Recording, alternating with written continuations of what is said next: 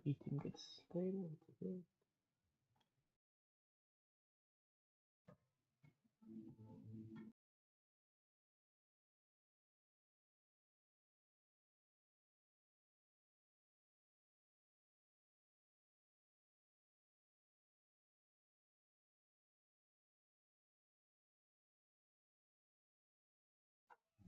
Hello and welcome to the 19th edition of the Local Lowdown podcast. My name is Zach Bischoff, and I am joined once again on the road by Danny Shanholzer. Danny. Where are you joining us from this time? I thought you'd be back home by I am in Tennessee right now, Zach. now. Oh right.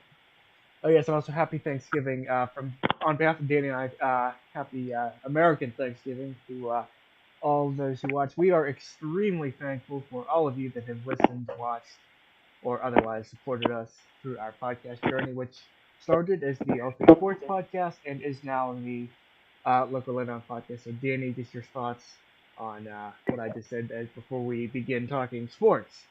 As Zach, I agree with 100% of what you said, man. I mean, it is pretty awesome that we've been able to, do a sports podcast, man. I mean, it's just, I always, I always look forward to doing it. And as you mentioned, man, happy Thanksgiving to you, Zach, but also happy Thanksgiving to, everybody that tunes in and watches or listens. We truly are thankful for that. all right, so first up here we have three topics for you here. So first we're going to talk about the Steelers have fired uh, for a long time coming offensive coordinator Matthew Canada. Danny, your thoughts on one, the firing, and two, where you think the Steelers can go from this point. Zach, this was huge news, man, and I wasn't surprised that the Steelers that Matthew Canada was fired because I mean at the end of the day he did not produce. I was surprised that the Steelers did fired him in season. That's not something the Steelers tend to do. No. So this is out of the ordinary. But Zach, Matt Canada he had a lot of time, 40-something games, to show that he was the guy. He was the guy that could help our offense out and put them in position to succeed. And he did not do that, Jack. I mean, he did not. We did not have a 400-yard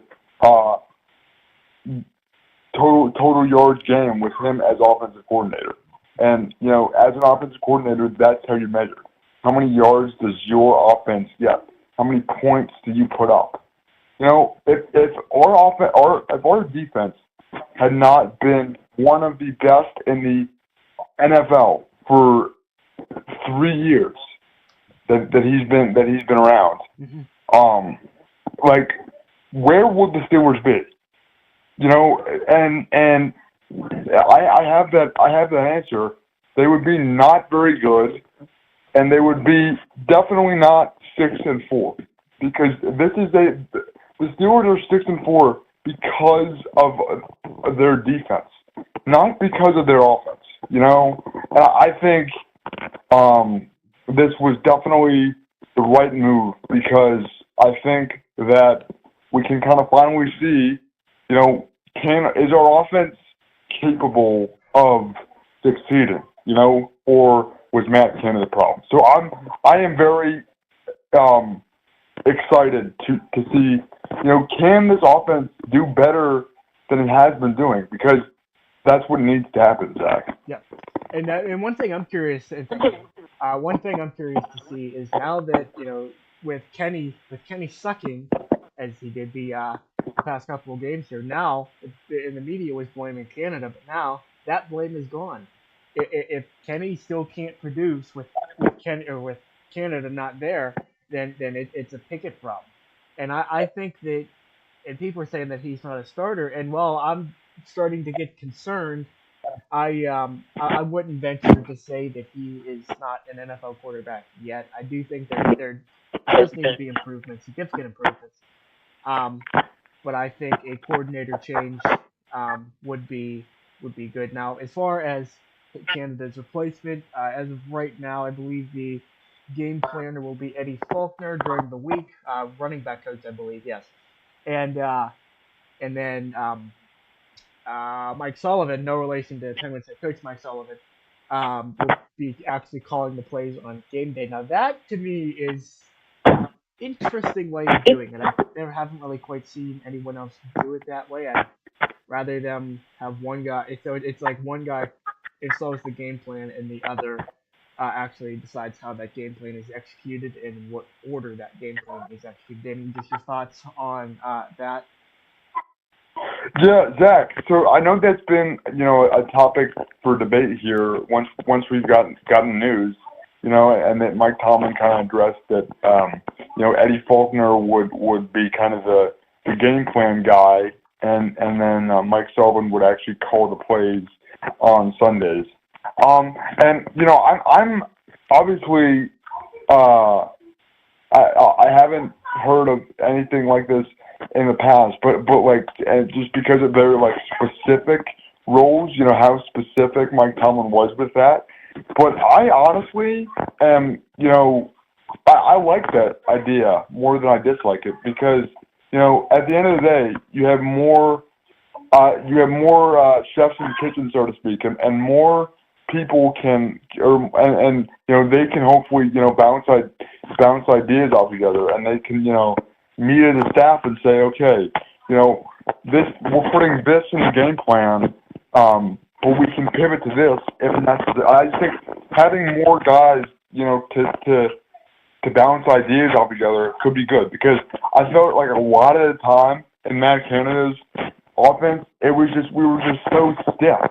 The Steelers were just so stiff. Kenny Pickett was just, he was more like trying to be like a robot game manager than just playing quarterback. So I really, really want to see Faulkner and Sullivan just let Kenny do his thing, Let Kenny sling the ball around. Let Kenny take off and run if there's opportunities to do so. And not have him be so stiff in the pocket. That's what I'm going to be looking for, like in these next 7 games, because I think that the Steelers had nothing to lose with this firing, Zach. The whole city of Pittsburgh it was calling for Canada to be fired, and rightfully so. Because you want to see what this offense can do, and you want to see, okay, is this a actual offensive players problem, an execution problem, or was the coordinator holding us back? So that's what I'm going to be really interested to see, like what kind of changes, I'm muting. My apologies. I'm going to mute you for a minute. But yeah, Danny, my thoughts on that.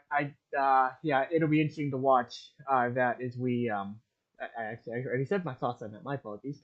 My thoughts on. Sorry, let's move on. All right, so the annual Thanksgiving games today. We have the Packers and Cowboys and Lions always play on Thanksgiving. That's tradition in the NFL. The Packers are currently leading the Lions 7-6 with about 8.5 minutes to go in the first, and later on we have. I'm not prepared. I need to be prepared. Sorry about that. We got the Commanders and Cowboys at 4:30 Eastern today, and then to round the night off, we have the 49ers and Seahawks, and also on tomorrow, which is Black Friday here in the U.S., we have we have uh, there it is. We have the Dolphins and Jets playing. So, Danny, your thoughts on any, if you have any, on any of those games this Thanksgiving weekend? Yeah, Zach, for sure, man. No, I like Thanksgiving football is an awesome tradition. We everybody's playing in the Turkey Bowl. Everybody's got food, family, football. I mean, what could be better here? No, and I am. I mean, I think this Packers Lions game honestly I think will probably be the most competitive of the slate here. Because Zach, we played the Packers. Was it 2 weeks ago, and we straight by 21-17. But I was like, I know that Jordan Love is kind of still developing as a quarterback, but he had flashes of some really really nice throws that he had. Yeah, and the Lions are always like, I mean, the fact they are 8-2 right now, Zach, Yeah. and like I feel like the Lions always kind of slip under the radar, man. Yeah. But the fact is, they're 8-2. And I mean, so I like the Lions are a dark horse, man, in the NFC there. Because and I feel like I don't know, these Packers. The Lions are always in tough games. I mean, their last two games, they beat the Chargers 41-38, and they beat the Bears 31-26. So, like, I don't know. I think that game is it's going on right now, obviously, but I think that game is probably going to come down to the wire, and hopefully. Wouldn't it be crazy, Zach, if on Thanksgiving the Lions are 9-2 instead of 2-9? Yeah. Because there's been games in Thanksgiving where they played the Bears and people have called it the toilet bowl, like even only 10 games in the season because they're both so bad. But like, Yeah. how about the Lions at 8-2, Zach?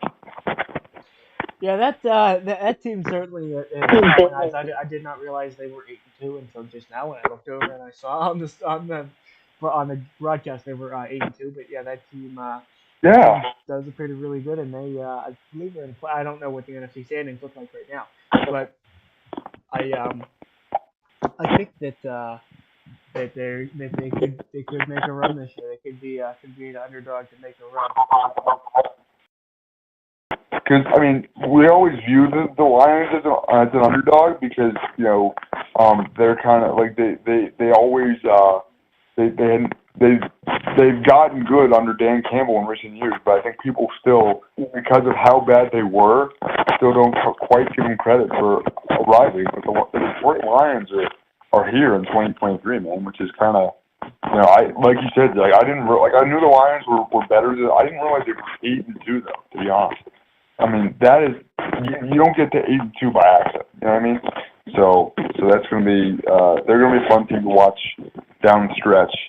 And, I mean, obviously, too, the 49ers are also a team. They play the Seahawks. But the 49ers, I mean, Zach, when the Steelers played them in Week 1, I thought that they were the best team in the NFC. And they've cooled off a little bit. In recent weeks. So, and the Seahawks are always tough with Geno Smith too. But those are two teams. The Niners are 7-3. The Seahawks are 6-4. Similar to the Steelers, kind of just finding a way to win these games, man. I mean, that's what you do in the NFL. So, I mean, that's the late game tonight. So that'll be a good one as well, Zach. All right, now we're going to move on. Oh yeah. Oh, also the Steelers play. They play the Bengals. They play the Joe Burrowless Bengals Sunday at 1 o'clock. Uh,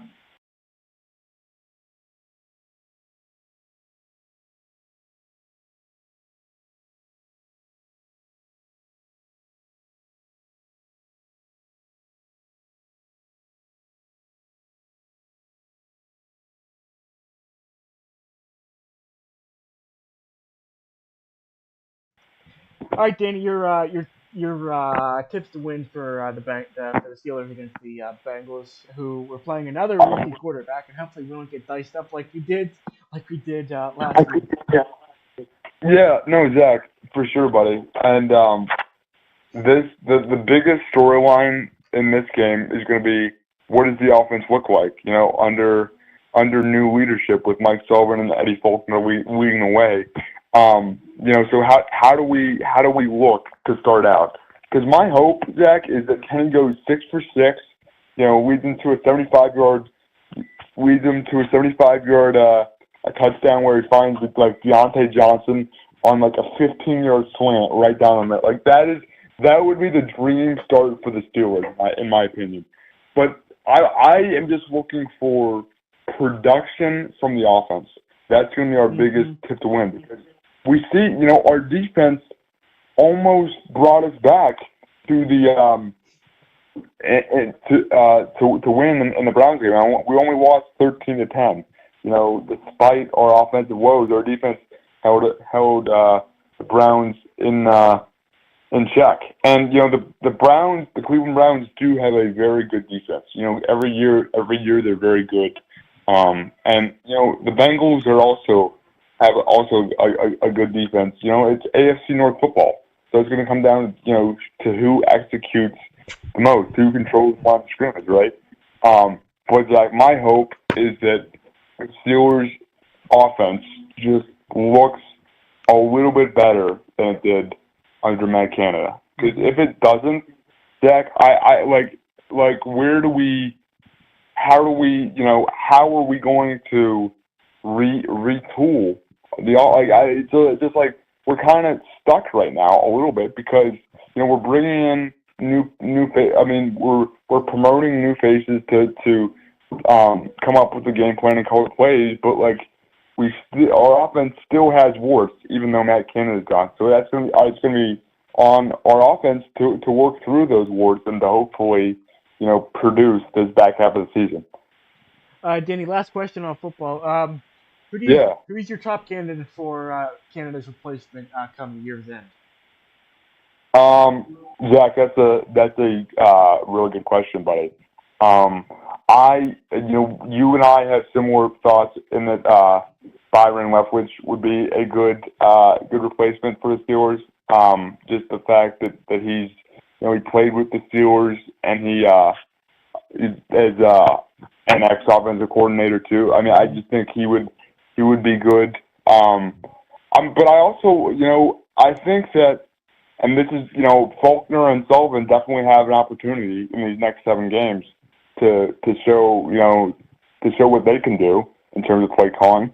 But I think if we show major improvement, which we have the chance to do, I think we might. The Steelers are very in-house in the way that they kind of do things. So I could see that's a little bit more of a boring pick, but I could see Mike Sullivan becoming the long-term guy if we have a good stretch there. All right.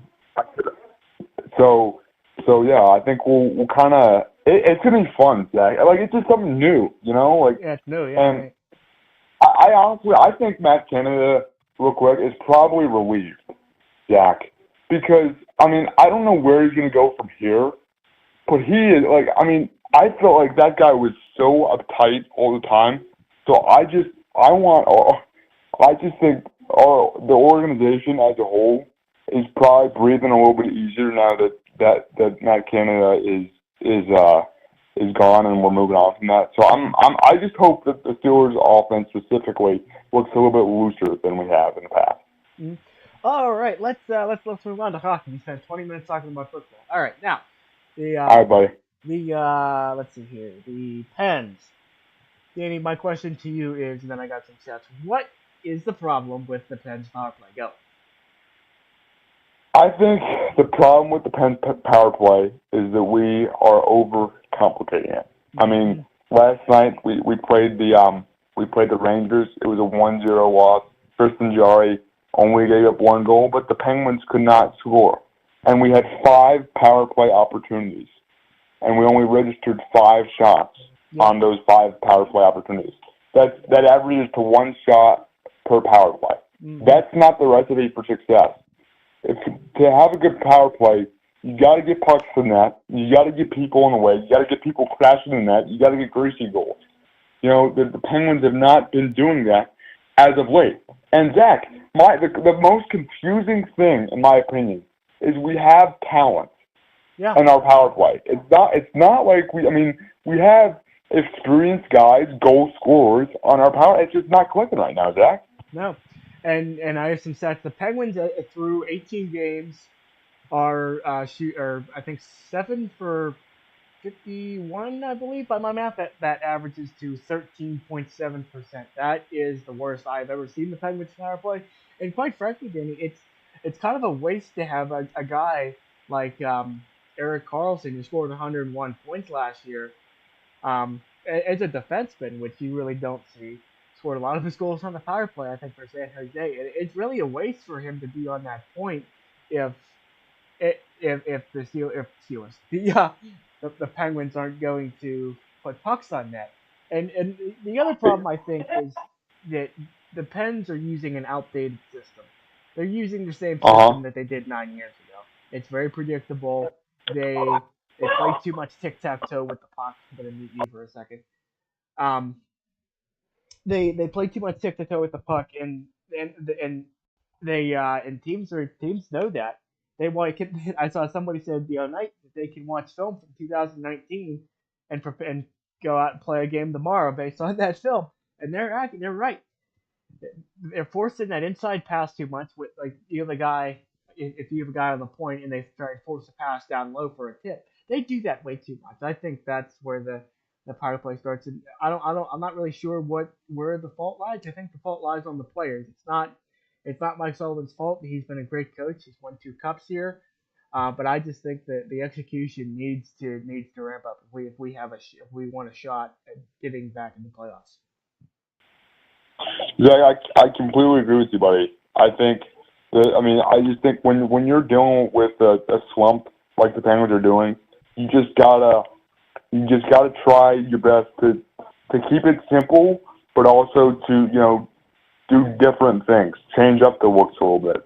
Yeah. So I wonder, is in these like would you consider like moving Jake Gensel off of the would you consider moving anybody, Zach? Or, I mean, do you think it's just like we just gotta? It's more of like you were saying.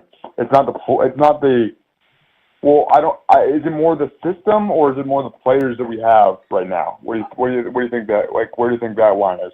So I think it's the players, but the system doesn't help. The system is Right. still 9 years Right. old, so I think it's more on the players than it is the system. But when you have players that aren't producing on an outdated system, that doesn't bode well. And as for Gensel, who would you put up there? I mean, that's the question, isn't it, Jack? Because Mm-hmm. we like. I mean, I'm not sure. Maybe we put one of the young. I mean, maybe we put one of the younger guys up there. But Jake Gensel is a patented goal scorer. We Mm-hmm. know this. Like, there's a reason why the Milkshake Factory, named the shake after him because Big shot. when he scores a lot, so they want to make money when Yeah. he scores because people are going to buy a lot of half off shakes there. Yep. But yeah, I don't. It's a little head scratching to me, Zach. And I know this is all ebbs and flows of a season, right? Mm-hmm. A hockey team is not going to play 82 perfect games. No, they're But not. when you go over 5 on a power play, and only register 5 shots on those 5 power plays Mm-hmm. and lose 1-0, that's concerning because it's also like you like at some point you have to just like you're NHL players, so like you're expected to put the puck in the net when you have 5 opportunities to do so. You know what I mean? Yep. Where was I going to go? I am not sure. All right, so we are just going to move. We're going to go to Danny for some pit basketball. Sure, Zach. Sure, buddy. Zach, we talked last episode, man, about how the Pitt Panthers were rolling, We're really going and to have to how look they at were this team. four. This team. What's up, buddy? This team looks really, really good. Exactly. We were talking that, and I said, we're 4-0. We scored 100 points twice, 100 plus points twice. But those But were warm up. we had our first real test. We had our first real test yesterday when we played Florida at the Barclays Center in New York. And the Pitt Panthers fought valiantly, but ultimately came up short, 86-71, I believe it was. And the story for the Panthers this season is going to be how do we respond to runs? Because basketball is a game of runs, right? Every team is going to have a stretch where they go on a 10-0 run, but they're also going to give up a 10-0 run. And the Pitt really dialed down the stretch. I mean, we led basically the whole first half. And coming out at halftime, we led for a little bit. Yeah. But Florida made a couple of really timely runs. Coming out of to end the first half, they went on a 5-0 run, and we're up 39-34 based on a buzzer beater three that they had. In order to stop a run, Blake Henson had a chance to go 3 for 3 on the free throw line, and went 0 for 3 on the free throw line. So ultimately, Pitt did not have enough down the stretch to beat Florida.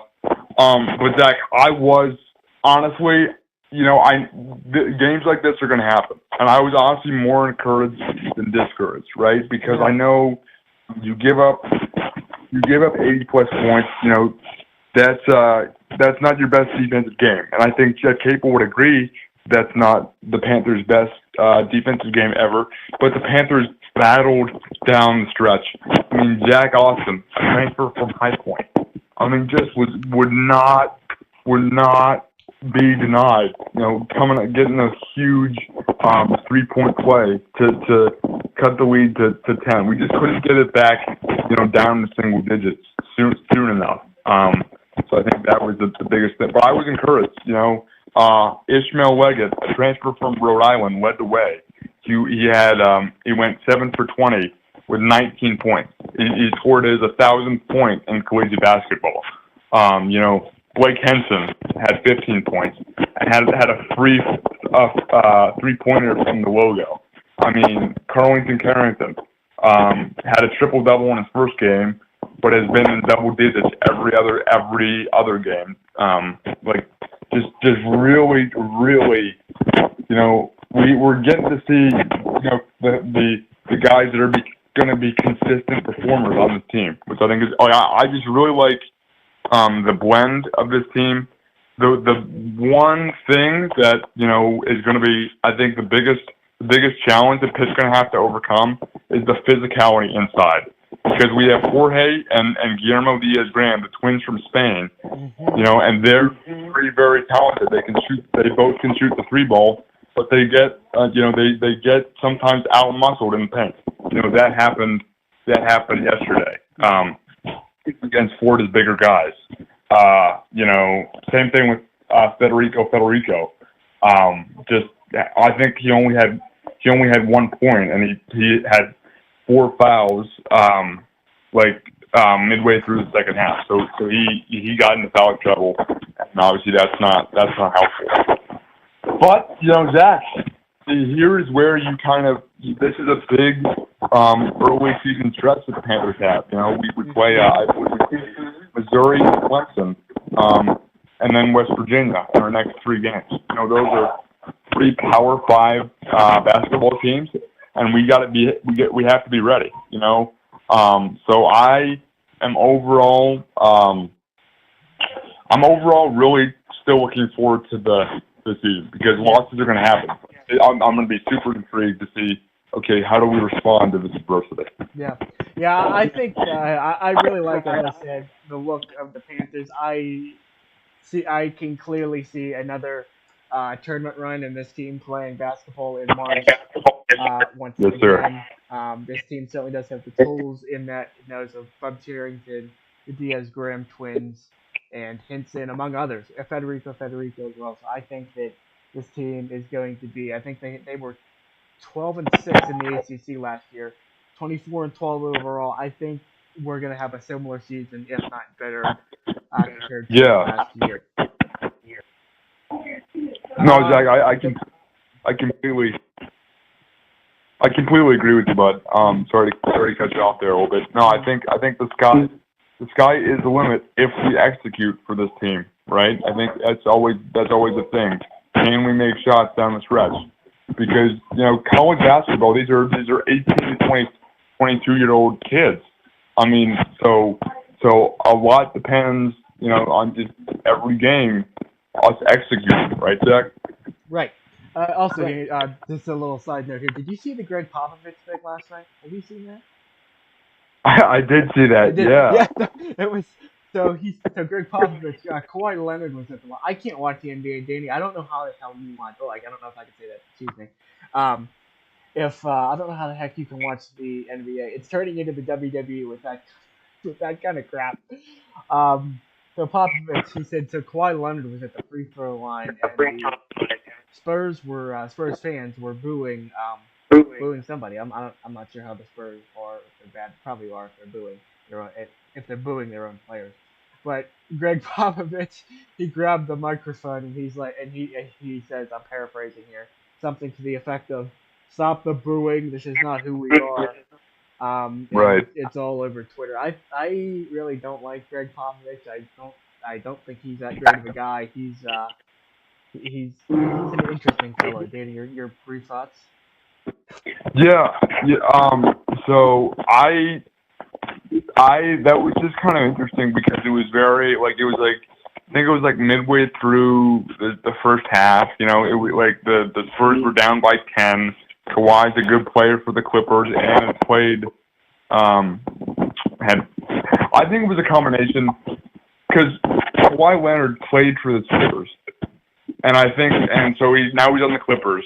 So I think it was a combination of them doing Kawhi because they didn't want him to score, but also because the Spurs were down, booing the Spurs as well. Mm-hmm. I think Greg Popovich is like more of an old school guy, not super like he's not a huge fan of like load management and just very kind of which I'm can shaking my head right appreciate. now after you said that. He's Yeah, yeah. load management. Yeah, no. So there, I mean, I do like. He obviously did not like that his home fans were doing that, and it was interesting because that's never really like he got the public address announcement microphone, like that never happened. Yeah. All right. So, Danny, your final thoughts on this lovely American Thanksgiving? No, Zach. Dude, it's a great day, man. A great time of year. And I'm thankful, to be able to do this, to be able to, come together a couple times a week and talk sports, man. I mean, I truly, like we said in the beginning, man. I mean, I truly appreciate I mean, like everybody that watches and listens, and I mean, it's pretty awesome that you and I were able to start this up, man. And Yeah. I just thank you, Jack, for everything that you do for the podcast and for always keeping me in line and everything like that. Yeah. I appreciate it, buddy. Yeah, we just want to reiterate our thanks on behalf of both Danny and myself once again on just every single one of you that has listened, watched, and or otherwise supported us in our journey that has been just over a year and a half or so. Starting with the All Things Sports podcast, like I said, the Open, and now the Local Lowdown podcast. Danny, enjoy your time down in Tennessee. Enjoy the food, enjoy the football, and most important, enjoy the time with your family. And we also send that message out to all of you out there on this tremendous Thanksgiving. Until next time, he is Danny Samholzer. I am Zach Bishop, and we will see you next time right here on the Local Lowdown podcast.